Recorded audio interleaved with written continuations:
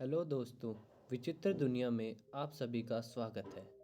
तो चलते हैं एक और मज़ेदार सफ़र पे, जहां हम जानेंगे चौराहे, पार्क आदि जगह लगी वीर पुरुषों की मूर्तियों की स्थिति में उनके शहीद होने का कारण।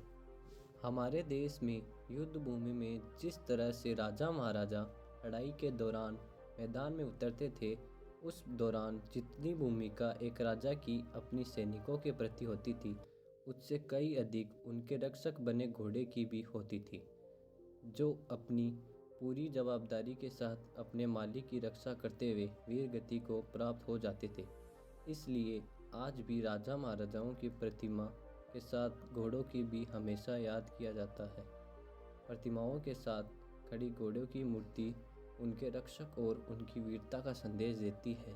तभी तो इन वीर महापुरुषों के साथ उनके घोड़े भी अमर हो जाते हैं, जो इनके नाम के साथ हमेशा याद भी किए जाते हैं। घोड़े के साथ बनी ये मूर्ति भले ही अलग अलग वीरों के साथ बनी हुई दिखती है, पर इनके बनाए जाने पर इनके पैर की ओर आपने देखा होगा जो अलग अलग संदेश देती हुई नज़र आती है। आज हम अपने इस वीडियो के द्वारा सबसे खास जानकारी से आपको अवगत करा रहे हैं। इन घोड़ों की अलग अलग बनने वाली प्रतिमाओं के पीछे क्या राज छुपा है, जानिए इस वीडियो के द्वारा। सबसे पहले, दो पैरों पर खड़ा घोड़ा।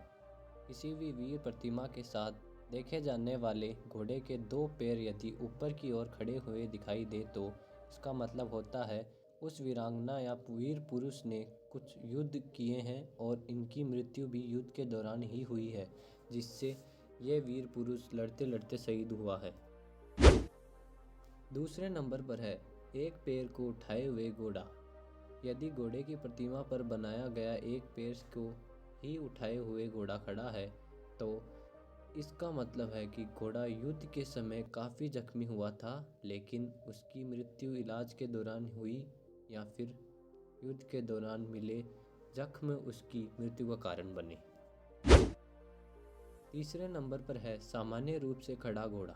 कुछ प्रतिमाएं ऐसी दिखने को मिलती है जिसमें योद्धा का घोड़ा अपने चारों पैर के साथ समान स्थिति में खड़ा रहता है, जिसके पीछे का कारण यह बताता है कि इस योद्धा ने कई जंग लड़ी है, लेकिन उसकी मौत सामान्य रूप से ही हुई है, जिसकी मौत का कारण ना तो कोई जंग है और ना ही कोई युद्ध के दौरान लगने वाला घाव।